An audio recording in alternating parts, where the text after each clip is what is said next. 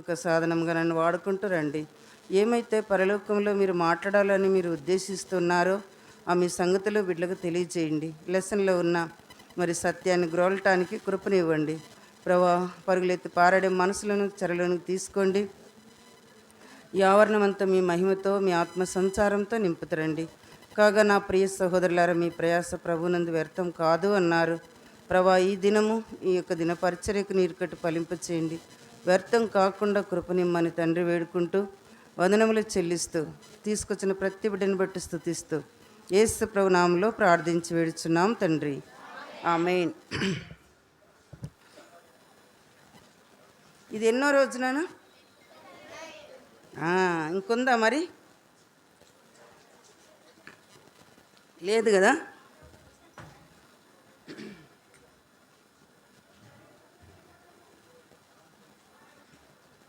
ఇంతవరకు నిన్న జరిగిన లెసన్ ఏంటి? ఎవరి గురించి విన్నారు? Very good. ఎలీషా ఏమవుతాడు?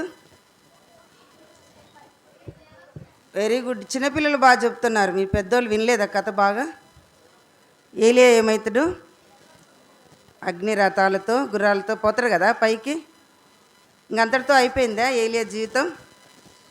ఈరోజు మనము కొన్ని విషయాలు చూసుకుందాం. ఈ కథ ముఖ్య అంశం ఏంటంటే, యేసుక్రీస్తు సజీవుడైన దేవుని కుమారుడని మనం నమ్మాలి. వాస్తవం ఆ మాట, అక్షర సత్యం. కాబట్టి ఏలియా ఎట్లా వెళ్ళినాడు? అగ్ని రథాలతో అగ్ని గుర్రాలతో పరలోకానికి ఆరోహణమైతూ వచ్చినాడు. అయితే మరి కొన్ని ఆయన ఆరోహణమైతూ వచ్చినాడు. తర్వాత అంతటితో అతని జీవితము కాలే. మరి కంఠత వాక్యాలన్నీ నేర్చుకున్నారా? ఎప్పటికీ జీవితాంతం గుర్తుపెట్టుకోవాలి కదా.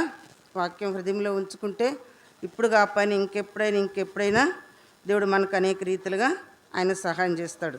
సరే, మనము కొన్ని ఈ యొక్క ఏలియా ఈ దినము దేవుని యొక్క విషయాలు మనం కొన్ని చూస్తాం. ఏలియా ఏమైనాడంటే ఆరోహణమైనాడని అందరు అనుకున్నారు, కానీ ఏలియా గురించి కూడా కొన్ని చూసుకుందాం. ఇక్కడ ప్రాముఖ్యమైన విషయం ఏంటంటే, యేసుక్రీస్తు నిజమైన మరి దేవుని కుమారుడైన యేసుక్రీస్తు అని. మరి ఈ దినం కంఠత వాక్యం ఒకసారి చదువుకుందాం. బైబిల్లో నుంచి కొన్ని వచనాలు చదువుకుందాం. ఏంటంటే, ఫస్ట్ది కంఠత వాక్యం దానికి ముందు ఎందుకు చదువుతున్నానంటే, ఇది కన్నా చదివి ఉంటే మీకు నేను చెప్పే కథ మీకు ఆటోమేటిక్గా అర్థమవుతుంది. ఓకేనా? చదువుదాం. మత్తయి సువార్త 17వ అధ్యాయము. మత్తయి సువార్త 17వ అధ్యాయము 1 నుంచి 9 వచనాలు చదువుకుందాం. ఒకవేళ మీరు లేట్ అయితే నేను చదువుతా, మీరు గమనించండి. మత్తయి సువార్త 17వ అధ్యాయము 1 నుంచి 9 వచనాలు చదువుకుందాం. మీరు కూడా చదువుతారా? చదువుకుందాం, అందరం కలిసి చదువుకుందామా? చదువుకోండి. నేను తెలుగులో చదువుతాను, గమనించండి. 6 దినములైన తరువాత యేసు పేతురును, యాకోబును, అతని సహోదరుడైన యోహానును వెంట పెట్టుకొని ఎత్తైన యొక్క కొండ మీదకి ఏకాంతంగా పోయి వారి ఎదుట రూపాంతరం పొందిను. ఆయన ముఖము సూర్యుని వలె ప్రకాశించును, ఆయన వస్త్రములు వెలుగు వలె తెల్లనివైన. ఇదిగో మోషేయు ఏలియాయు వారికి కనబడి ఆయనతో మాట్లాడుచుండ్రి. అప్పుడు పేతురు, ప్రభువా, మనం ఇక్కడ ఉండటం మంచిది. నీకు ఇష్టమైతే ఇక్కడ నీకు ఒకటియు, మోషేకు ఒకటియు, ఏలియాకు ఒకటియు 3 పర్ణశాలలు కట్టుదునని యేసుతో చెప్పిను. అతడు ఇంకను మాట్లాడుచుండగా, ఇదిగో ప్రకాశమానమైన ఒక వెలుగు, ఒక మేఘము వారిని కమ్ముకొనిను. ఇదిగో ఈయన నా ప్రియకుమారుడు, ఈయన యందు నేను ఆనందించున్నాను, ఈయన మాట వినుడైన శబ్దము ఆ మేఘములో నుండి పుట్టిను. శిష్యులు ఈ మాట విని బోర్లబడి మిక్కిలి భయపడగా యేసు వారి యొద్దకు వచ్చి వారిని ముట్టిల్లిండి భయపడకూడని చెప్పిన.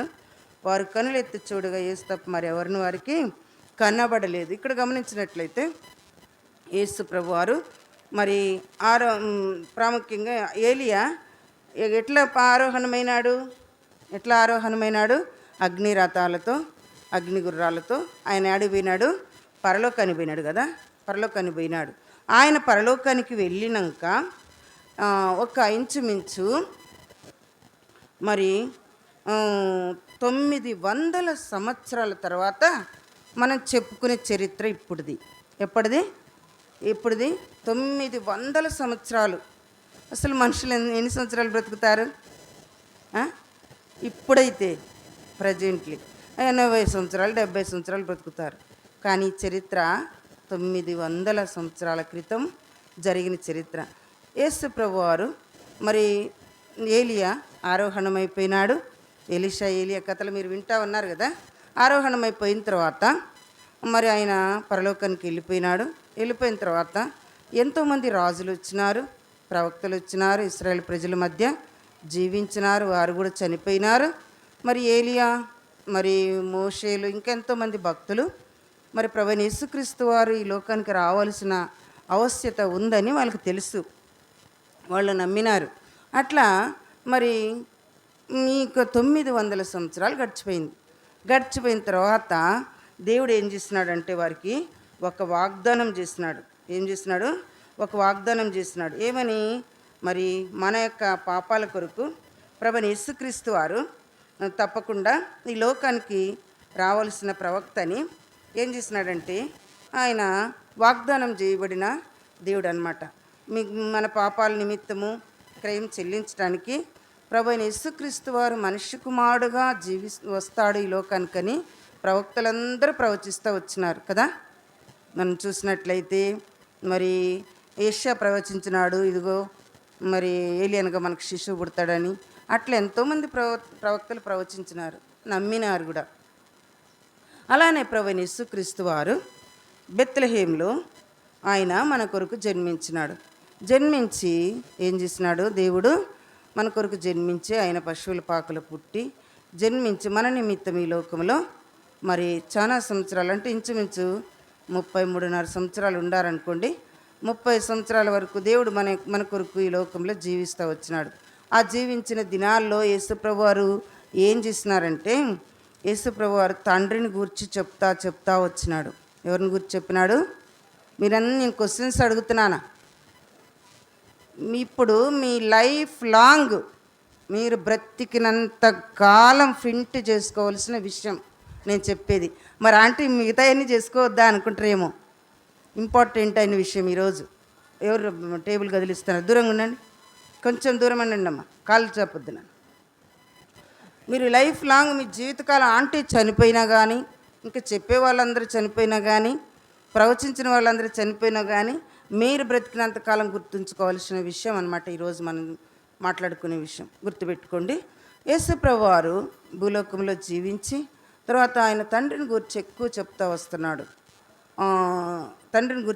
వచ్చినాడు. మరి తర్వాత ఇంకేం చేసినాడంటే అనేకమైన అద్భుత కార్యాలు చేసినాడు. ఏమేమి కార్యాలు చేసినాడు?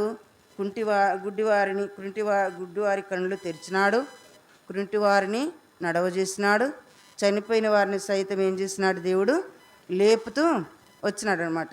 అలా మరి ఎన్నో గొప్ప కార్యాలు చేసుకుంటూ భూమి మీద యేసు ప్రభు వారు జీవిస్తూ వచ్చినాడు. ఎందుకు చెప్తున్న విషయం అంటే, ఒకరోజు నేను మా తమ్ముడు ఖమ్మం ప్లాట్ఫామ్ మీద మా ఊరు వెళ్ళడానికి నిలబడినప్పుడు ఏమన్నారంటే యెహోవా సాక్షులు వచ్చారు.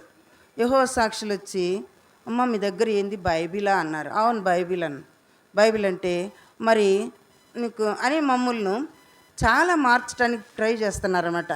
బైబిలా మరి ఫస్ట్ ఎవరమ్మా మీకు దేవుడు అని? యెహోవా దేవుడు అంటే మరి తర్వాత యేసు ప్రభు కూడా దేవుడే అమ్మ కాదు, ఆయన ఒక ఆత్మ అని నన్ను మా తమ్ముడిని చాలా వాదిస్తున్నారు. వాళ్ళు ఎంతగా వాదించినా మేమైతే ఆ విషయానికి ఒప్పుకోలేదన్నమాట. ఆ విషయానికి మేము ఎంత మాత్రం కూడా ఒప్పుకోలే.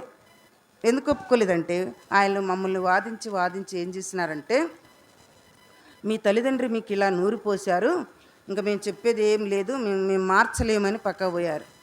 చూసినారా? ఇంకా కొంతమంది జనాంగం ఉన్నారు, పేర్లు అవసరం లేదు, యేసు ప్రభు ఒక ప్రవక్త కానీ దేవుడు కాదు అనుకుంటున్నారు కదా. అది మీరు ఇంకా పెద్దోళ్ళు అయినాక బాగా తెలుసుకుంటారు. కొంతమంది ఏమనుకుంటున్నారంటే, మరి ఆయన నిన్న లేక మొన్న వచ్చిన దేవుడు అనుకుంటున్నారు. కాదు, ఈ దేవాది దేవుడు మరి ఫస్ట్ నుంచి కూడా ఉన్నవాడే. నేను భూమికి పునాదులు వేసినప్పుడు ప్రధాన శిల్పిని అంటాడు. అనుదినం ఆయన యొక్క మరి కనిపెట్టుకుంటూ ఉన్నానంటాడు. కాబట్టి ఈ దేవుడు మరి తండ్రితో మన పోలిక చొప్పున మన స్వరూపమందు నరులను చేద్దామన్నప్పుడు ఆదికాండం 1:26 కూడా ప్రభువైన యేసుక్రీస్తు వారు ఉన్నారు. త్రిత్వంలో ఏకత్వమైన దేవుడు, ఒకే దేవుడు ముగ్గురుగా పనిచేస్తూ వచ్చినాడు. కానీ యేసు ప్రభు దేవుడు కాదని ఎంతోమంది యెహోవా సాక్షులు వస్తారు. మరి ఇంకా ఇంకా వేరే వాళ్ళు మరి ఇప్పుడు మనం ఎంతోమందిని చూస్తూ ఉన్నాం. కానీ వాటి విషయంలో ఎట్టి పరిస్థితుల్లో కూడా నమ్మకూడదు. ఇప్పుడు ఆయన నిజమైన దేవుని కుమారుడని మనం ఈ కథ ద్వారా తెలుసుకుంటాం. సరే, ఆయన గుడ్డి వారిని బాగు చేస్తున్నారు, కుంటి వారిని బాగు చేస్తున్నాడు. తర్వాత ఆయన మరి 12 మంది శిష్యులను, చనిపోయిన వారిని బ్రతికించినాడు. 12 మంది శిష్యులను ఏర్పరచుకుంటా వచ్చినాడు. యేసు ప్రభు వారు 12 మంది శిష్యులను ఏర్పరచుకున్నాడు. చూద్దామా?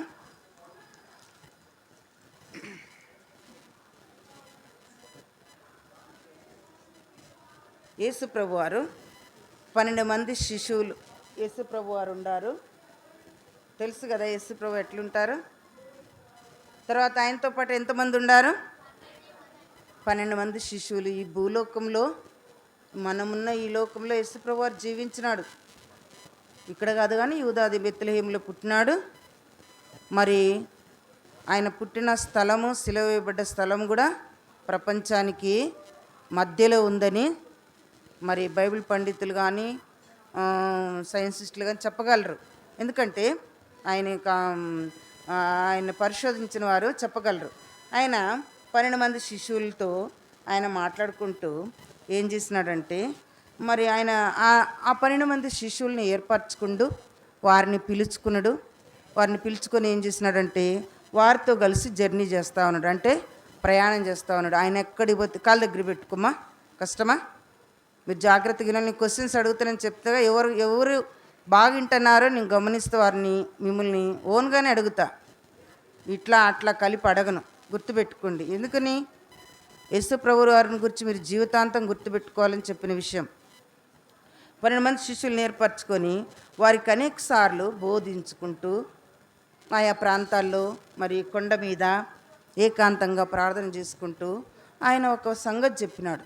ఏం సంగతి చెప్పినాడంటే, నన్ను శత్రువుల చేతికి అప్పగిస్తారు, నేను శత్రువుల చేతికి అప్పగించబడతాను, వారు నన్ను ఏం చేస్తారంటే సిలువ వేస్తారు, చంపుతారు, చంపిన తర్వాత నేను ఏం చేస్తానంటే 3వ దినాన తిరిగి లేస్తానని శిష్యులకు చెప్తా వచ్చినాడు. ఎవరు? చిన్నపిల్లలు బాగా చెప్తున్నారు. ఎవరు నాన్న చెప్పింది? యేసు ప్రభు వారు చెప్తూ వచ్చినాడు. వాళ్ళకు గుర్తు చేస్తూ వచ్చినాడు, నేను చనిపోయి తిరిగి లేస్తానని చెప్పి. అట్లా ప్రభువారు బ్రతికుండగా అంటే తన శిష్యులతో జర్నీ చేసుకుంటూనే అనేక విషయాలు వారికి చెప్తా వచ్చినాడు. చెప్తే వాళ్ళు ఏం చేసినారంటే దేవుడు ఎలా నడుచుకున్నాడో వాళ్ళ హృదయాల్లో ప్రింట్ చేసుకొని వాళ్ళు ఎలా నడుచుకున్నారంటే, ఇప్పుడు చెప్పే టైం కాదు కానీ ఎట్లా అంటే వారు కత్తి వచ్చినా ఖడ్గం వచ్చినా మరి చిరుచ్ఛేదన చేయబడుతూ శిష్యులు యేసు ప్రభు మార్గంలో నడిచారు. మనకు స్ఫూర్తి ఎవరు చెప్పండి? ఈ లోకంలో ఎవరిని అనుసరించాలి మనము? యేసు ప్రభుని మాత్రమే మనం అనుసరించాలి. శిష్యులు అలా అనుసరిస్తూ వచ్చినారు. వచ్చిన తర్వాత యేసు ప్రభు వారు ఆల్రెడీ శిష్యులకు చెప్తూ వచ్చినాడు. చెప్పిన తర్వాత ఒకరోజు మరి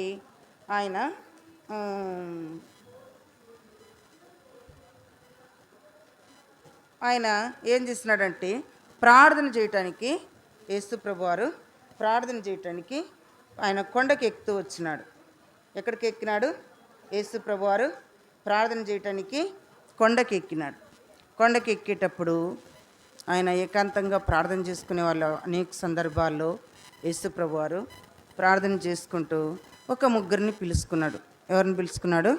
ముగ్గురు. వాళ్ళు ఎవరంటే పేతురు, యోహాను, యాకోబు. చెప్పండి. పేతురు, యోహాను, యాకోబుల్ని పిలుచుకొని ఆయన కొండపైకి వెళ్తూ వచ్చినాడు. కొండపైకి వెళ్ళినప్పుడు ఆయన ప్రార్థన చేస్తూ ఉన్నారు. యేసు ప్రభు వారు ప్రార్థన చేస్తూ ఉన్నారు. ప్రార్థన చేస్తుంటే ఆయన ప్రార్థన చేస్తున్నప్పుడు ఏం జరిగిందంటే మరి చాలా ప్రార్థన చేసి శిష్యులు ఏం చేస్తున్నారంటే పోయినారు కానీ కొంచెం నిద్రమత్తుగా ఉన్నారు. ఈయన ఇంకా ఏకాంతంగా పోయి కొండ శిఖరానికి పోయి ఆయన ప్రార్థన చేస్తున్నారు. యేసు ప్రభుతో పాటు వీళ్ళు కూడా వెళ్ళినారు కానీ వాళ్ళకు అలసట వచ్చి నిద్ర. చూడండి, సైతాను ఏం చేస్తుందంటే బైబిల్ చదువుకోకుండా ప్రార్థన చేయకుండా మనల్ని అనేక సందర్భాల్లో నిద్రలో ముంచిద్ది. మనం గుర్తుపెట్టుకోవాలి. ఏం చెప్పినా మనం చెయ్యము. నేను దేవుని బిడ్డలను, నేను నీ మాట వినను అని మనము శత్రువుని ఓడిస్తాం. కానీ నిద్ర అయితే శుభ్రంగా నిద్రపోతే, ప్రార్థన చేసుకోకపోతే, బైబిల్ చదువుకోకపోతే, దేవునితో సహవాసం లేకపోతే మనం ఏమైపోతాం? అట్లా మరి శత్రువు ఏం చేస్తారంటే 1 సంవత్సరం లోపల నీ విశ్వాసాన్ని, నీ ఆత్మీయతను దొంగిలిస్తాడు. గుర్తుపెట్టుకోవాలి. ప్రతి దినం బైబిల్ చదువుకోవాలి, ప్రార్థన చేసుకోవాలి, దినం కూడా దేవునితో సహవాసం కలిగి ఉండాలి. సరే, వీళ్ళు నిద్ర మత్తుతో కొంచెం తూగినారు. మరి వీళ్ళు నిద్రపోతున్న సందర్భంలో ఏం జరిగిందంటే మనము గమనించినట్లయితే ఆయన ప్రార్థన చేస్తూ ఉన్నాడు. ప్రార్థన చేస్తూ ఉన్నాళ్ళకు ఆయన యొక్క ముఖం ఎట్లుందంటే మరి ఆయన రూపాంతరం పొందుతూ ఉన్నాడు. ఆయన యొక్క దేవుని యొక్క మహిమ వచ్చి ఆయనను ఆవరిస్తూ ఉంది.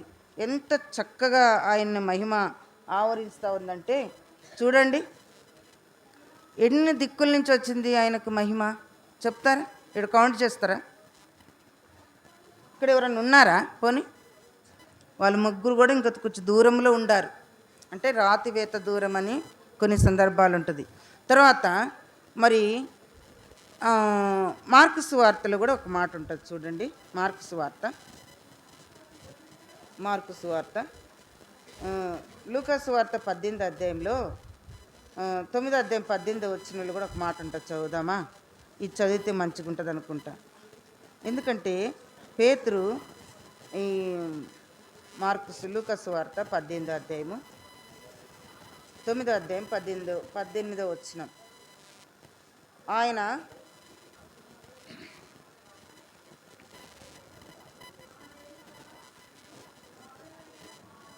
18వ వచనం. ఆయన సాతాను మెరుపు వలె, కరెక్టేనా? 9వ అధ్యాయం 18వ వచనం చదువుతున్న గమనించండి. ఒకప్పుడు ఆయన ఒంటరిగా ప్రార్థన చేయుచుండగా ఆయన శిష్యులు ఆయన యొద్ద ఉండ్రి. నేనెవడనని జనసమూహంలో చెప్పుకొనిచున్నారని వారిని అడుగ్గా వారు బాప్తిస్మిచ్చే యోహాననియు, కొందరు ఏలియానియు, కొందరు పూర్వకాలపు ప్రవక్తలు ఒకడనియు లేచిననియు చెప్పుకొనిచున్నారని. అందుకు ఆయన, మీరైతే నేను ఎవడనని చెప్పుకొనిచున్నారని వాడు అడుగ్గా, నీవు దేవుని క్రీస్తువు అనేను. ఈయనేమన్నాడు? దేవుని క్రీస్తు అనడు.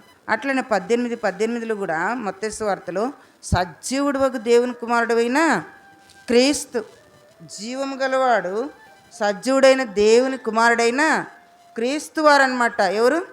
ప్రభు అయిన యేసుక్రీస్తు, సజీవుడైన దేవుని కుమారుడైన క్రీస్తు అనమాట. ఈయన సజీవుడైన దేవుని కుమారుడైన క్రీస్తు అంటాడు. మత్తయి సువార్త 18వ అధ్యాయము. మేము ఎవని యొద్దకు వెళ్ళగలం ప్రభు అన్నప్పుడు, మేము ఎవని యొద్దకు వెళ్ళగలం ప్రభు, నీవే నిత్యజీవపు మాటలగల దేవుడు అంటాడు. తర్వాత మార్కు సువార్త చూడండి. మార్కు సువార్త 9వ అధ్యాయం. మార్కు సువార్త 9వ అధ్యాయము. ఈ లూకా సువార్తలో 28వ వచనం ఒక మాట చదువుకుందామా? 9వ అధ్యాయము లూకా సువార్త. ఎందుకంటే నేను వీటిని చదివితే మీకు అర్థమవుతుంది.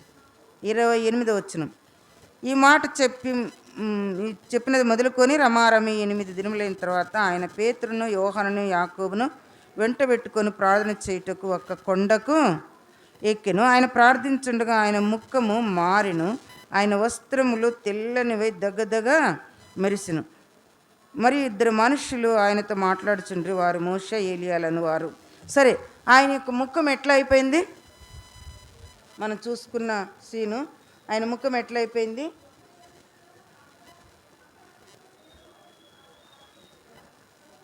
ఆయన ముఖము సూర్యుని వలె ప్రకాశిస్తూ ఉంది. ఎన్ని దిక్కులు చూడండి. మనం ఎప్పుడైనా ప్రార్థన చేసుకున్నప్పుడు దేవుని యొక్క శక్తి, దేవుని యొక్క ఆత్మ మనకు హృదయంలో వచ్చి, నాకైతే కొంచెం దడదడగా అనిపిస్తుంది అనమాట. దేవుని ఆత్మ హృదయంలో ఉంటుంది. మరి దేవునికి విరోధమైన ఎన్ని పక్కగా పోతుంటాయి మనలో. మనం ఎంత ప్రార్థన చేస్తే అంతగా దేవుని యొక్క సన్నిధిని మనం అనుభవించవచ్చు, దేవుని వెలుగును పొందొచ్చు. బాధలు మర్చిపోతాం, కష్టాలు మర్చిపోతాం, శ్రమలు మర్చిపోతాం, ఇబ్బందులు కూడా మైండ్ ఫ్రెష్గా ఉంటుంది. కానీ వేరే సందర్భాలలో మనం సమయం గడిపినామనుకోండి, నీ మనసు అంతా ఖరాబ్ అయింది. నువ్వు చదివే మరి నువ్వు స్టడీలో కూడా వెనకంజ వేస్తావు, నీకు మరి క్వశ్చన్స్ గుర్తుండవు, మరి పిచ్చి పిచ్చిగా ఉంటుంది, అమ్మ మీద అరుస్తావు, ఎట్లా నువ్వు నెమ్మది లేకుండా ఉంటావు. ప్రార్థన చేస్తే దేవుని వెలుగు, దేవుని ఆత్మ, దేవుని ప్రశాంతత మన మీద ఉంటుంది. ఒక మాట చదువుకుందాం. ప్రభువైన యేసుక్రీస్తు వారు చూడండి, మార్కు సువార్త 2వ అధ్యాయము. సేమ్ సెంటెన్సే కాకుంటే కొంచెం డిఫరెన్స్గా ఉందని చదువుకుంటాను. మార్కు సువార్త 9వ అధ్యాయము 2వ వచనం. మార్కు 9వ అధ్యాయం. 6 దినములైన తర్వాత యేసు పేతురుని, యాకోబును, యోహానును మాత్రమే వెంట పెట్టుకొని ఎత్తైన ఒక కొండ మీదకి ఏకాంతంగా వారిని తోడుకొని పోయి వారి ఎదుట రూపాంతరం పొందినాడు. ఎందుకనంటే మరి ఈయన విషయంలో దేవుడు ఒక మాట చెప్తాడు. ఈయన రూపాంతరం పొందటానికి ఎక్కినాడు అనమాట. 31 చదువుకున్నాం. 31. వారు మహిమతో అగుపడి ఆయన యెరూషలేములో నెరవేర్చబో నిర్గమమును గురించి మాట్లాడుచుండ్రి. మరలా ఇక్కడికి వస్తాము. అయితే ఈయన ప్రార్థన చేసుకుంటూ దేవుని వెలుగుతో మహిమతో నింపబడతా ఉంటే ఎప్పుడైతే, ఎందుకంటే ఆయన ప్రార్థన చేస్తున్నప్పుడు చాలా వేదనతో, బాధతో, మరి ఎట్లా అని ఆయన ఏకాంతంగా తన మనసులో ఏం బాధ ఉందో, మరి శిలువ శ్రమను గూర్చి ఎట్లనో ఆయన ఏదో బాధతో ప్రార్థన చేసుకుంటా ఉండే యేసుప్రభువారు. దేవుని మహిమ ఆయనకు వచ్చింది. అయితే అకస్మాత్తుగా బాబు థామస్ ఎవరా బాబు, ఇక్కడ అకస్మాత్తుగా ఒక 2 వ్యక్తులు ఆయన దగ్గరకు వచ్చారు. 2 మనుషులు ఆయన దగ్గరకు వచ్చారు. మీకు కనబడుతుందా? 2 మనుషులు వచ్చారు. ఎవరు వాళ్ళు అంటే మోషే, ఏలియాలు. ఇప్పుడు 31 చదువుకుందాం. 9వ అధ్యాయం 31వ వచనంలో మార్కు సువార్త.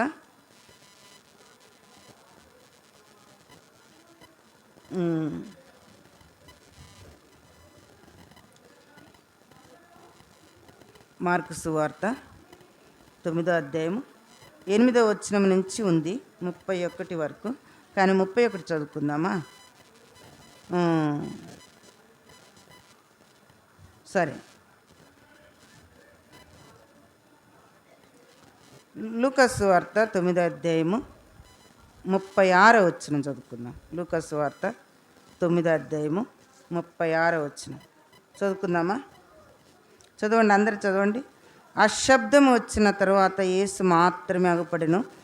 తాము చూసిన వాటిలో ఒకటి ఆ దినమున ఎవరికి తెలియజేయక ఊరుకుండెను. ఇక్కడ గమనించినట్లయితే మోషే, ఏలియాలు వచ్చారు. ఏలియా ఎన్ని సంవత్సరాల ముందు ఉన్నాడని చెప్పిన డానీ, ఎన్ని సంవత్సరాల ముందు ఉన్నాడని చెప్పిన, ఎన్ని సంవత్సరాలు యేసు ప్రభు కంటే ముందు ఉన్నారు నానా? 900 సంవత్సరాలు. ఎన్ని సంవత్సరాలు? మరి ఎవరన్నా అట్లా రాగలరా? ఇప్పుడు మీ తాతలు, మీ తండ్రులు అందరూ చనిపోయి ఉంటారు. ఎవరన్నా వచ్చినారు మీకు? కల్లో కనపడుతుంది తప్పితే నిజంగా వచ్చి కనపడ్డారు ఎవరికన్నా? మరి ఇది ఎంత గొప్ప మహిమ అనుకోవాలి. ఎందుకని ఆయన మరి దేవుని దగ్గరికి వచ్చినారు? వాళ్ళు చావలేదు. యేసు ప్రభువుని నమ్ముకున్న వాళ్ళు ఈ లోకంలో ఒక్కసారి చనిపోతారు, కానీ నిరంతరం ఇంక చావరు. దేవుని దగ్గర మొత్తం లూకాసు వార్త 20వ అధ్యాయం తీయని అవసరం లేదు, 36వ వచనంలో ఉంటుంది కదా. పరమను మృతుల పునరుత్థానం పొందటకు యోగ్యులను ఎంచబడిన వారు పెండ్లికి ఇయ్యబడరు, పెండ్లి చేసుకొనరు, కానీ పునరుత్థానంలో పాలువారై ఉండి దేవదూత సమానులను దేవుని కుమారులై ఇందురు వారికి సావనేరరు అని ఉంది బైబిల్లో. లూకాసు వార్త 20వ అధ్యాయం 36వ వచనంలో తర్వాత చదువుకోండి. చావనేరరు. అయితే మరి ప్రభువారిని బలపరచడానికి 900 సంవత్సరాల క్రితం చనిపోయిన ఏలియా గారు వచ్చారు. ఏలియా గారు వచ్చారు. ఇంకొక వ్యక్తి ఎవరు వచ్చారు? మోషే. ఇక్కడ బైబిల్లో మనం చదువుకునే రెఫరెన్స్లల్లా మోషే వచ్చారు. మోషే వచ్చి మోషే చేసిన కార్యాలు ఏమన్నా తెలుసా? మోషే అసలు ఎవరు? Very good. ముందు కాకుండా వెనక చెప్పండి. మోషే ఎవరు? బాయ్స్ చెప్పాలి. ఆజ్ఞాన. Very good. నీకు మీకు వచ్చలే చెప్పండి. నువ్వు అట్లా కూర్చున్నావు. ఎవరు చెప్పండి? బాయ్స్ చెప్పాలి వెనక లైన్, గర్ల్స్ కూడా చెప్పాలి వెనక లైన్. ఆ పిల్లర్ నుంచి వెనక వారు. మోషే ఎవరు తెలీదా? చెప్పండి. ఎవరు మోషే? చెప్పకూడదనే? ఇశ్రాయేలీలకు వెరీ గుడ్. ఇశ్రాయేలీలకు ఎవరు? నాయకుడు. మరి ఆయన ఎక్కడి నుంచి తీసుకొచ్చినాడు ఇశ్రాయేల్ ప్రజలను? ఐగుప్తులో నుంచి బయటికి తీసుకొచ్చినాడు కదా. మరి దారిలో ఏం చేసినాడు? ఏమన్నా అద్భుతాలు గుర్తుండే మీకు? తెలిసిన వాళ్ళ చేతులు ఎత్తండి. అందరికీ తెలుసు కానీ చెప్పారు, అంతేనా? మోషే దారిలో కొన్ని అద్భుతాలు చేసిండు. ఒక్క అద్భుతం చెప్పండి. Very good. God bless you. ఇంకా వెరీ గుడ్. ఇంకా మన్నా కురిపించినాడు, కట్టెను పామును చేసినాడు, బండలో నీళ్ళు తెచ్చినాడు. ఇంకా ఈ చిన్న చిన్న పిల్లలు చక్కగా చెప్తున్నారు. అదొక చెప్పకూడదు అనుకుంటున్నారా మీరు? వెనక పిల్లలు మీకు తెలిసింది అనేది మాకు కొంచెం అర్థమవుతుంది కదా. ఇంకా ఎర్ర సముద్రాన్ని పాయలు చేసినాడు కదా. ఎన్నో గొప్ప కార్యాలు చేసినాడు. ఆయన ఎన్ని సంవత్సరాలు యేసు ప్రభువుకు అంటే ముందు చనిపోయినాడంటే, నాకు ఇచ్చిన చరిత్రలో ఎన్ని ఉందంటే 1400 సంవత్సరాలు. ఎన్ని సంవత్సరాలు? మోషేకు యేసు ప్రభువుకు ఎంత డిఫరెన్సు? 900 కదా. మరి యేసు ప్రభువుకు మోషేకు ఎన్ని సంవత్సరాలు? 14 సంవత్సరాలు. మరి వాళ్ళు చనిపోయిన వారు వచ్చినారంటే ఎవరైనా నమ్ముతారా? ఇంపాసిబుల్. ఎవ్వరు కూడా నమ్మరు. చనిపోయిన వాళ్ళు ఎట్టొచ్చారని. రియల్. మరి వచ్చినారు యేసు ప్రభు కాడికి. యేసు ప్రభు ప్రార్థన చేసుకుంటా ఉన్న సందర్భంలో వాళ్ళు వచ్చి యేసు ప్రభుతో మాట్లాడుతూ ఉండారు. ఏమేమి మాట్లాడుతున్నారు? మన మాదిరి ఏది పడితే అది మాట్లాడుకుంటారా? ఏం మాట్లాడుతున్నారు? మనం అంటే ఏదంటే అది మాట్లాడుకుంటాం.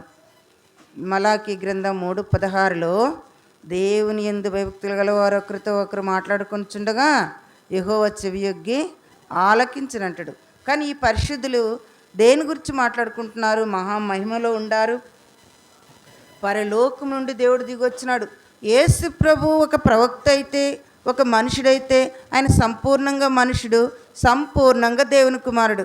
ఒకవేళ ఆయనగా మామూలుగా మనుషులైతే మనందరి దగ్గరికి ఎవరినన్నా ఏలియాని మోషాలను పంపిస్తాడా? యెహోవా దేవుడు పంపిస్తాడా? కాదు కదా. మరి ఆయన పరలోకం నుండి రావటం అంటే ఈ లోకంలో ఉన్నారంటే తెలుసులే, పలానా వ్యక్తి తెలుసు కాబట్టి చూసి వస్తామని ఒకవేళ ప్రయాణం చేసో వాళ్ళు జర్నీ చేసి రావచ్చు అనుకోండి. ఎక్కడి నుంచి వచ్చారు? మరి పరలోకం నుంచి వచ్చారంటే మరి ఎంత గొప్ప విషయం. 1400 సంవత్సరాల క్రితం చనిపోయిన మోషే వచ్చినాడు.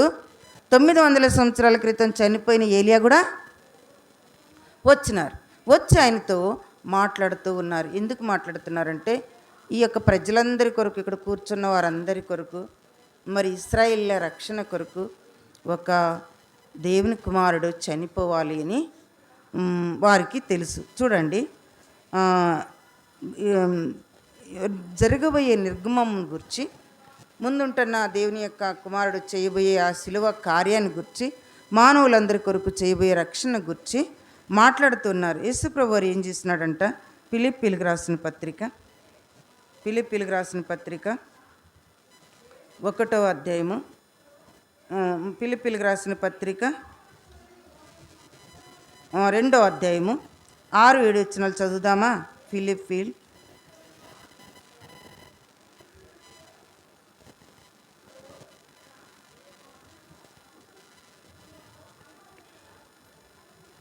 6-7 వచనాలు అందరూ చదవాలి. ఇది తీయండి బైబిల్. మనుషుల పోలి 6 వచనాలు. ఆయన దేవుని స్వరూపం కలిగిన వాడైండి దేవునితో సమానంగా ఉండుట విడిచిపెట్టకూడని భాగ్యమని ఎంచుకొనలేదు, కానీ మనుషుల పోలికగా పుట్టి దాసుని స్వరూపం ధరించుకొని తన్ను తానే రిక్తునిగా చేసుకొనెను. ఈరోజు కంటత వాక్యం కూడా చదువుకుందాం. మళ్ళీ ఇక్కడికి వస్తా. నేను ఒక మాట గుర్తు చేస్తే మంచిది అనుకుంటున్నా. కంటత వాక్యము 1 కొరింథీ 15, 15, 3, 4 వచనాలు. అదే చదువుకుందాం ఒక మాట.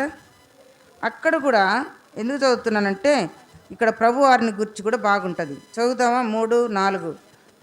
1 కొరింథీ 15 అధ్యాయము 4, 3, 4 వచనాలు. నాకు ఇవ్వబడిన ఉపదేశము మొదట మీకు అప్పగించితిని, అదేమనగా లేఖనముల ప్రకారం క్రీస్తు మన పాపముల నిమిత్తం మృతి పొందెను, సమాధి చేయబడిను, లేఖనముల ప్రకారం 3వ దినమున లేపబడిను. లేఖనానుసారం వాగ్దానుసారంగా దేవుడు ఏం చేస్తున్నాడంటే మరి ఈ లోకానికి రావటానికి మరి మోషే ఏలియాలు మరి యేసు ప్రభువును గురించి మాట్లాడుతూ ఉన్నారు. ఈ యొక్క ప్రజలందరి కొరకు చనిపోవాలని ఇంకా ఏమేమి మాట్లాడినారో వారి యొక్క మహా దివ్య మహిమ వారిని ఆవరించింది. వారి ముఖం సూర్యునియలే ప్రకాశించింది. మరి ఒక మేఘము వారిని కమ్ముకుంది. ఆ మహిమలో ఎంత ఆయన ప్రభువారు ఏం చేసినారంటే రూపాంతరం చెందినారు. అంటే మరి ఆయన ఎంతో ముఖం మారిపోయింది. సూర్యుని వల్లే మహిమంతా వారిని ఆవరించింది. ఆయన మారిపోతూ వచ్చినాడు, రూపాంతరం చెందినాడు. మరి యేసు ప్రభు వారిని గురించి మరి ఈయన మనుషుల పోలికగా పుట్టి దాసుని స్వరూపం ధరించి తన రిక్తునిగా చేసుకొని మానవులందరి లేఖనాల ప్రకారం చనిపోవాలని ఆయన్ను బలపరిచినారు. చూడండి ఆ సిచ్యువేషన్ ఎలా ఉంటుందో. కొంచెం ముగ్గురు యాకోబు, యోహాను, పేతురు దూరంగానే ఉన్నారు కొంచెము. తర్వాత వీరు మహిమలో ఉన్నారు. అయితే వారికి ఒక మాట వినబడింది. ఏం మాట? ఈయన నా ప్రియ కుమారుడు, ఈయన యందు నేను ఆనందించున్నానని ఒక శబ్దం అతనికి వినబడింది. చూడండి మనం ఎలా ఉన్నాము. ఒక మాట, మనం ఎలా ఉన్నాము. యెషయా గ్రంథము 53 అధ్యాయము 6వ వచనం కదా. యెషయా గ్రంథము 53, 6వ వచనం చదువుకుందామా? చదువుకుందాం. 53లో 6. మనమందరము గొర్రెల వలె త్రోవ తప్పిపోతిమి, మనలో ప్రతి వాడును తనకిష్టమైన త్రోవకు తొలగిను, యెహోవా మనందరి దోషమును అతని మీద మోపెను. మనకిష్టమైన త్రోవకు త్వరగా తొలగిపోతాం. మన ఇష్టం వచ్చినట్లు బట్టలు వేసుకుంటాం, మనం ఇష్టం వచ్చినట్లు జళ్ళు వేసుకుంటాం, మనకి ఇష్టం వచ్చినట్లు ఏం చేస్తాము, మనకి ఇష్టం వచ్చినట్లు మనం ఏం చేస్తామంటే ప్రవర్తిస్తూ ఉంటాం.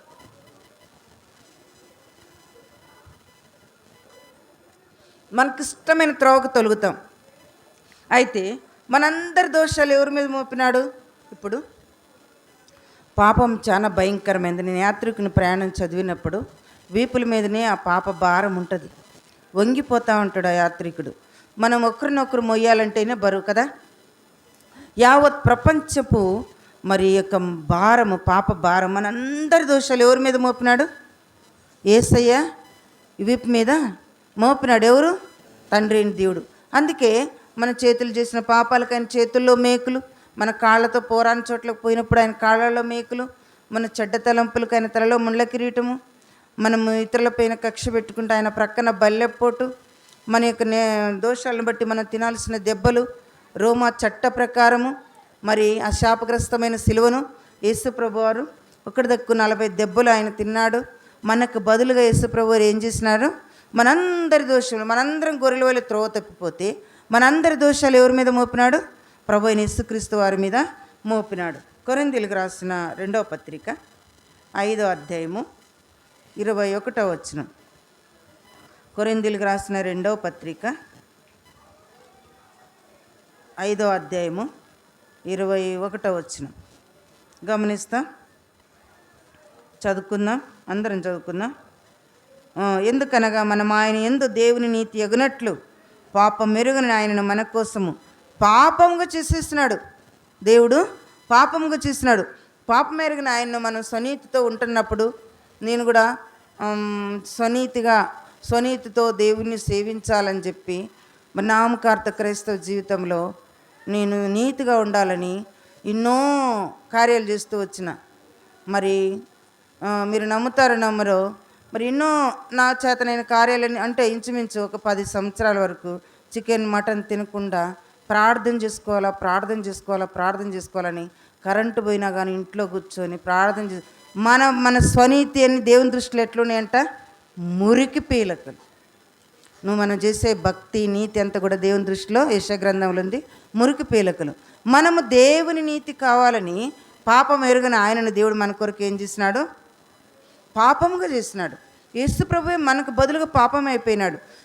యావత్ మానవాళి ఆయన సిలువ వేయబడిన స్థలము కొలిసినప్పుడు ప్రపంచానికి నడుబొడ్లో ఉందంట. అందరి కొరకు యేసు ప్రభు వారు ఏమైపోయినాడంటే ఆయన సిలువ వేయబడినాడు. మనందరి పాపాలు ఆయన మీద మోపుకొని ఏం చేసినాడంటే ఆయన సిలువలో రక్తం గార్చినాడు. ఆ రక్తంతో మనందరినీ కడుగుతాడు. మనకు ఆ శిక్ష ఉండదిగా, ప్రతి ఒక్కరము ఆ శిక్ష కింద ఉండాల్సిందే. మనందరి పాపాలు ఎవరి మీద మోపినాడు, ప్రభు యేసుక్రీస్తు వారి మీద మోపుతూ వచ్చినాడు. యేసు ప్రభు వారు మరి ఆ సిలువలో మన కొరకు మరణించాలని ఏలియాలు మోషేలు జరగబోయే నిర్గమం గురించి, అంటే యేసు ప్రభు వారు చేయబోయే కార్యాన్ని గురించి ఆయనతో మాట్లాడుతూ వచ్చినారనమాట. మాట్లాడుతూ ఆయన్ని ఏం చేసినారంటే బలపరుస్తూ వచ్చినారు. బలపరిచి ఆయన ధైర్యపరిచిన తర్వాత ఆయన ఏం చేసినాడు, మరి వారు వెళ్ళిపోతూ వారు ఉన్నారు. దేవుని మహిమలో చాలా మహిమ ఉంది, చాలా వెలుగుంది. వాళ్ళతో కొండంత దేవుని మహిమతో నింపబడింది. పరలోకం నుంచి దివ్య వెలుగు వారి మీదకి వచ్చింది. అంతేకాకుండా ఎప్పుడు చనిపోయిన వ్యక్తులు అంటే ప్రవక్తలు ఇద్దరు కూడా వచ్చినారనమాట.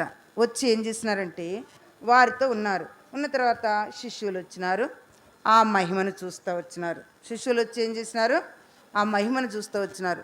చూసి ఇప్పుడు పేతురు అంటాడు, ప్రభువా, పేతురు ముందుకు వచ్చి ఏమంటాడంటే, ప్రభువా, మనం ఇక్కడ ఉండటం మంచిది, నీకు ఇష్టమైతే మోషేకోటియు ఏలియాకోటియు 3 పర్ణశాలలు కట్టుదునని అంటాడనమాట.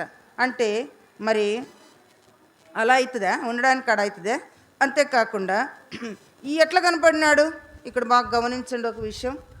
అసలు పేతురు యోహాను ఎప్పుడు వాళ్ళకి వీళ్ళకి ఎంత డిఫరెన్స్ అని చెప్పినా, ఒకరికి 900 సంవత్సరాలు, ఒకరికి 1400 సంవత్సరాలు. ఆయన మోషే అని పేతురుకెట తెలుసు, ఏలియాకెట తెలుసు?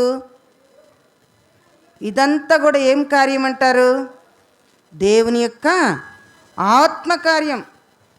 ఆత్మకార్యము వారిలో జరుగుతూ ఉంది. ఆ ఆత్మ వారికి బయలుపరుస్తూ ఉంది. వారి మధ్యలో పరిశుద్ధాత్మ మరి వచ్చింది. పరిశుద్ధాత్మ వారి మధ్యలో సంచారం చేస్తూ ఉంది.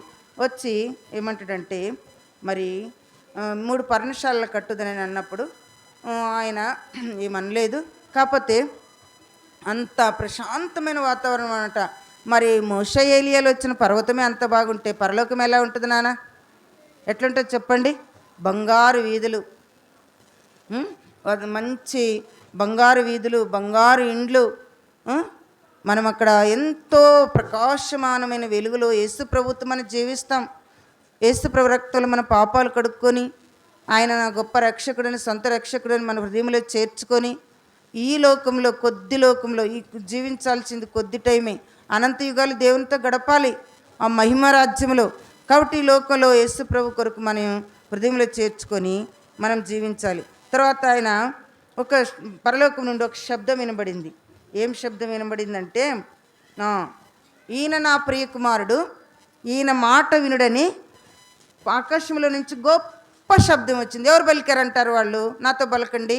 ఈయన, అందరు పలకండి. ఈయన నా ప్రియ కుమారుడు, ఈయన యందు నేను ఆనందించున్నానని గొప్ప శబ్దము వినబడింది కదా. వారితో ఈయన నా ప్రియ కుమారుడు. ఇప్పుడు మీరు రుజువులు చెప్పండి.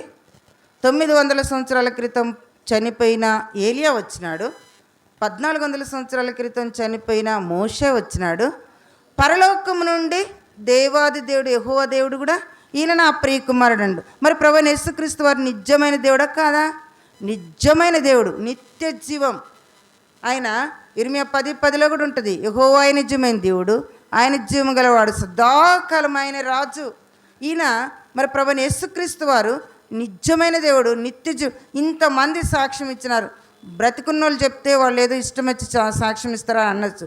పరలోకం ఉందన్న దేవుడు భూమి మీద ఉన్న భక్తులు సాక్ష్యం ఇచ్చారంటే ఎంత గొప్ప ఖచ్చితమైన సాక్ష్యమై ఉంటుంది. అంతేకాకుండా మరి ఈయన మాట వినుడి. ఎంతమంది ఆయన మాట వింటారు? యేసయ్య మాట, దేవుడు చెప్పినట్లుగా నడుచుకోండి. ఓకేనా? వాక్యంతో మాట్లాడతాడు, ప్రార్థనతో మాట్లాడతాడు, హృదయంలో ఆత్మ ద్వారా మాట్లాడతాడు. ఈయన మాట వినుడి. ఈయన మాట ఆత్మీయ తల్లిదండ్రులు, మరి మన సొంత తల్లిదండ్రులు, ఆత్మీయులైన వారు మనకు చెప్పే మాటలన్నీ వినాలి. మనకు పెద్దలైన సేవకులు చెప్పిన మాట వినాలి. వారు ఏం చెప్తే అది చేయాలి. దైవ సేవకులకు విధేయత చూపాలి. దైవ సేవకులు మరి దేవుడు ఏమైనా డైరెక్ట్గా వచ్చి మనకాడ పెద్ద 7 రకాలైన వెలుగులతో వచ్చి మన మధ్యలో ఉంటాడా? ఎవరి రూపంలో ఉంటాడు? ఆత్మస్వరూపిగా మన మధ్యలో ఉంటాడు. వాక్య స్వరూపిగా మన మధ్యలో ఉన్నాడు. దైవజనుల ద్వారా కూడా దేవుడు మనతో మాట్లాడతాడు. మనము ఈయన నా ప్రియ కుమారుడు, ఈయన నేను ఆనందించున్నాను ఒక శబ్దము వారికి వస్తూ వచ్చింది. కాబట్టి ఇంత గొప్ప రుజువులతో సాక్షాత్తుగా దేవుని కుమారుడు, సాక్షాత్తుగా మానవుడు, సాక్షాత్తుగా దేవుని కుమారుడు. కాబట్టి మనందరం మనం దేవుని నీతి అగినట్లు పాపం ఎరిగిన ఆయన మన కొరకు దేవుడు ఏం చేసినాడు? తన ప్రియకుమారుని పాపంగా చేసినాడు. చేసినప్పుడు మనం నిర్లక్ష్యంగా ఇంకేం నమ్ముకుంటాంలే అని నిర్లక్ష్యంగా అటు కొంచెం ఇటు కొంచెం మనం జీవించినట్లయితే రెండోసారి దేవుడు ఉగ్రుడై రాబోతా ఉన్నాడు. ఇంత ప్రాణం పెట్టిన దేవుడు, ఇంత గొప్ప క్రయం చెల్లించిన దేవుడు మనల్ని మెదలకుండా ఊరుకుంటాడని అనుకోవద్దు. కాబట్టి లోకమందరికి రాబోయే ఉగ్రత నుంచి దేవుడు మనల్ని ఈయన తప్పిస్తాడు. అంతేకాదు పరలోకంలో దేవుడు మన కొరకు విజ్ఞాపనం కూడా చేస్తా ఉన్నాడు. కాబట్టి యేసు ప్రభుని మన సొంత రక్షకునిగా అంగీకరించినప్పుడు క్రీస్తేసున్న వారికి ఏ శిక్ష విధి కూడా లేదు. కాబట్టి అంత గొప్ప దేవుని మనం కలిగి జీవించడానికి దేవుడు మనకు కృప ఇచ్చుగాక. ఆమె నేనే చేయాలా? కంఠత వాక్యం మరొకసారి చదువుకుందాం. కొరింథీయులకు రాసిన మొదటి పత్రిక 15వ అధ్యాయము 3-4 చదువుకుందామా?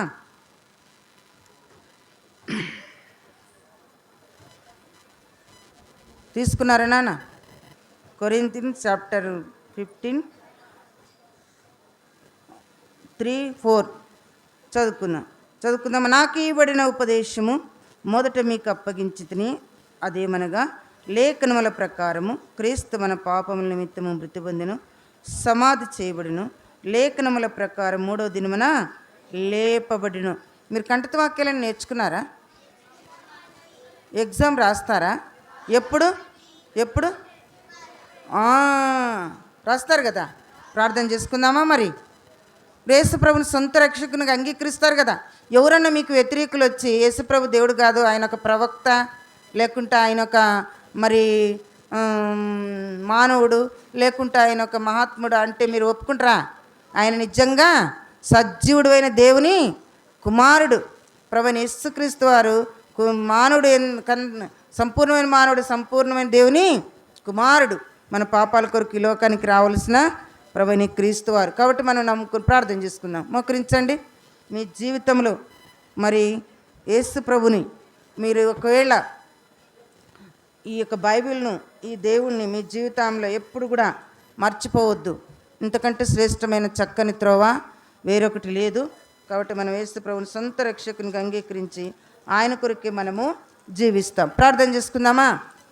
ప్రార్థన చేసుకుందాం. ప్రేమ నమ్మకం గల తండ్రి, మా పరిశుద్ధమైన దేవ, ఘనమైన మీ నామమును బట్టి స్తోత్రాలు. మీరు నిజమైన దేవుని కుమారుడు అని మా బిడ్డలు గ్రహించడానికి ప్రభు మేమందరం గొర్రెల వలె త్రోవ తప్పి పోయిండగా మీరు ఎంతగానో పరలోకం నుండి మహిమను వదులుకొని ఈ లోకానికి మానవుడుగా మీ ప్రియకుమారుని పంపించినారు. మానవుడుగా వచ్చిన తండ్రి మా నిమిత్తం మా సెలవులు ఎంతో గొప్ప క్రయం చెల్లించినాడు తండ్రి. మరి ఆయన యొక్క రక్తం ద్వారా మాకు పాప క్షమాపణ, మేము దేవుని నీతి అవుతామని ఆయన యొక్క మరి ప్రభు మా యొక్క పాపం నిమిత్తము యేసు ప్రభువారిని పాపంగా చేసి ఈ లోకానికి పంపించినారు. నా తండ్రి మరి ఆయన బలపరచడానికి కొరకే మోషే ఏలియాలు వస్తూ వచ్చినారు. వారు నా తండ్రి జరగబోయే నిర్గమం గురించి మాట్లాడుతూ అనేక విషయాలు వారికి చెప్తూ వచ్చినారు తండ్రి. మరి ఆయన బలపరుస్తూ వచ్చినారు. దేవుని యొక్క మహిమ వారికి కనబడుతూ వచ్చింది సాక్షాత్తుగా. మరి తండ్రి శిష్యులు కూడా చూస్తూ వచ్చినారు. నిజమే ప్రభా, నీవు నిజమైన దేవుడివని, నిత్య జీవమైన దేవుడివని మా బిడ్డలకు గుర్తించిన వారే జీవితాంతం మిమ్మల్ని హత్తుకొని జీవించడానికి సహాయం చేయండి. ఎగ్జామ్ రాయాల కృపనివ్వండి. వారి యొక్క వయసులో జ్ఞానంలో దేవుని దయిందు, మనుషులు దయిందు, స్టడీలో ఉన్నతండి వయసులో కూడా వారిని వర్ధిల్లి చేయమని, ప్రార్థన అంగీకరించమని, మీ కొరకైన సాధనాలుగా, పనిముట్లుగా, పాత్రలు, బోర్లుగా, రాయబారులుగా మా బిడ్డలను మీరు భవిష్యత్తులో వాడుకుంటారని, వారు కూడా స్థిరమైన విశ్వాసంతో మిమ్మల్ని బలపడటానికి కృపనిమ్మని, దుష్టుని బారి నుంచి తప్పించమని మా బిడ్డలు మీ చేతికి అప్పగిస్తూ, ముందుంటున్న సమయాన్ని మీ చేతికి అప్పగిస్తూ, ఇచ్చిన సమయానికే స్తుతిస్తూ యేసు ప్రభువారి పరిశుద్ధ నామములో ప్రార్థించి వినిమిత వేడుకుంటున్నాం తండ్రి. Praise the lord. కంఠత వాక్యం గుర్తుపెట్టుకోండి.